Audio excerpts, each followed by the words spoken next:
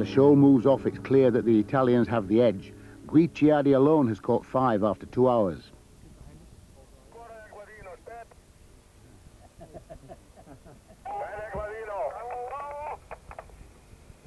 Ok, ricevuto.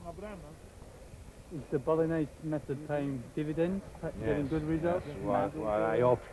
Yeah. Good conditions for Bolognese. The best. There is another one.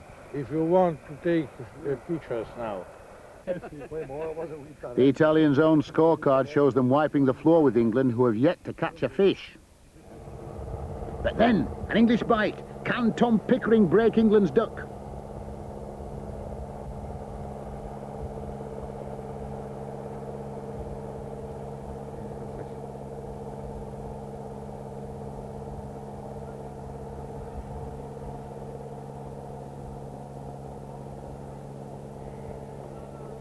Teammate Kevin Ashurst sums up England's plight.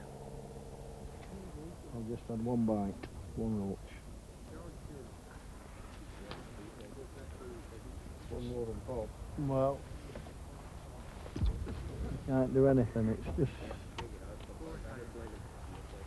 Trouble is, the fish here, they aren't very hard to catch, so anybody just throw in, they just go down and they can catch a fish or two.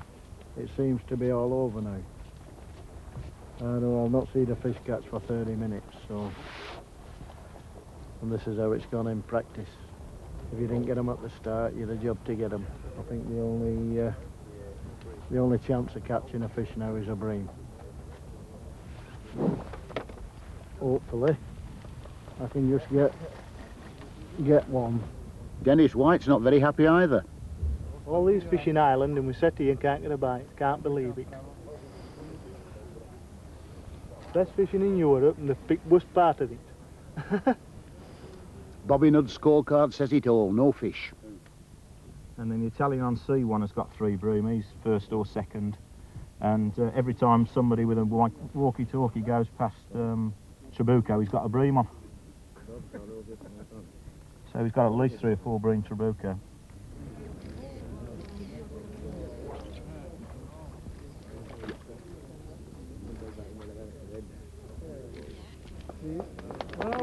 Ah, Trabuco, the master angler. What makes him so good? He's one of the top Italian fishermen. He's been around an awful long time. He's making full use of this Bolognese method with this wind, where he's holding the rod high in the air and getting that bow in the line, slowing the turtle down. And like I said, these bream want that really slowed down bait. And this method really helps him to do that. First class fisherman. With the minutes ticking by, half the field, 69 nets are dry. In such a barren contest, anglers seem desperate to catch anything. Erlandsson of Sweden is fishing near the bank for tiddlers to get something in the net. Like so many, Bobby Nudd can only sit and hope and listen to the distant Italian cheers.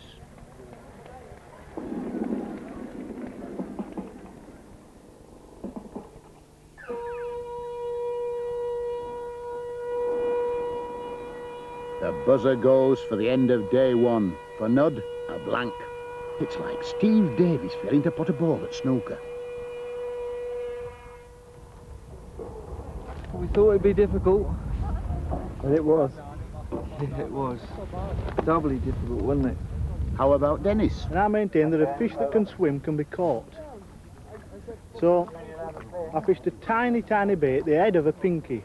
I hooked the pinky on this minute hook, I'll show you this hook, and then cut it off with the scissors, right at the tip of the head. And I've dropped the float into this shoal of fry I could see, and I managed to catch one. And that's given me, I think, 11 points instead of 28. So can we look at this monster?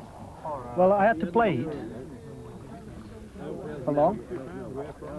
I had it in the net within 4 to 5 minutes.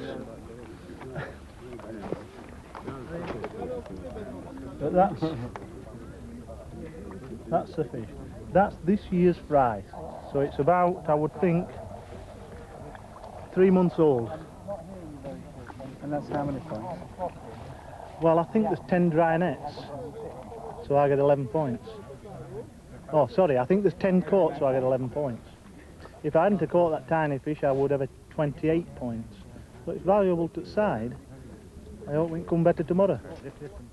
Contrast that with the German Richter, whose jumping catch of 11 kilos seems set to win his section if he can top Trabucco. 9 kilos, 320 grams. Okay. 932, Trabucco is second.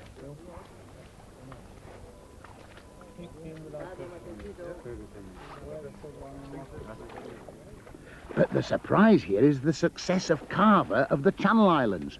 More used to fishing reservoirs than rivers, 9 kilos puts the Channel Islands team in third place overall.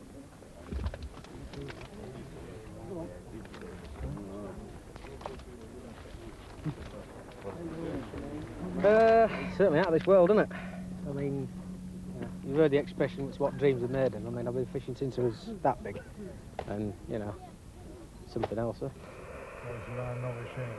The Italians' walkie-talkie spies confirm what most already know. They lead the competition by 11 points from France. England are fourth. The American Till is one of the 5 joint leaders, but none of his teammates had a bite. They are well down the field.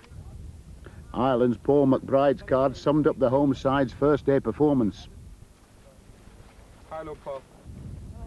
The overall catch has been so low that Dennis White's fry, which doesn't even register on the scales, puts England in 4th place. It could be worth its weight in gold.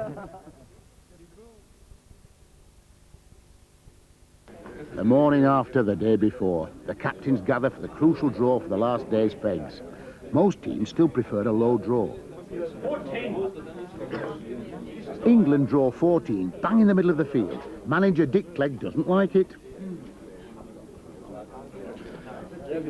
Dickie, you've been drawn 14. Too high. Good for you now. Ridiculously 26. It's very difficult. Very difficult now. 14's not a very good area from yesterday.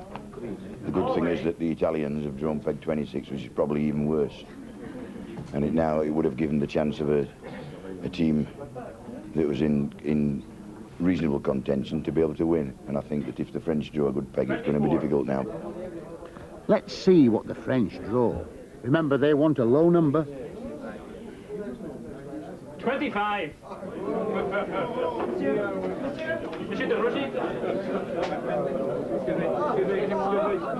What a turn up. The 2 leaders, France and Italy, drawn side by side at pegs 25 and 26. While the Italians reflect on the battle ahead, the French express their feelings. Ouais. C'est terrible qu'un championnat se joue uniquement sur un tirage aussi. But the draw has thrown the competition wide open. One of the joint leaders, Mike Till of America, has his own description. And this has turned out to be almost a Hollywood script with England and Italy and France and Hungary drawing the bad areas. There's always a possibility the fish could move, but this is what makes this sport great, and it makes it exciting because at any time anything could happen. And I'd like to be on the bank watching today with you because I think it'll be a great match.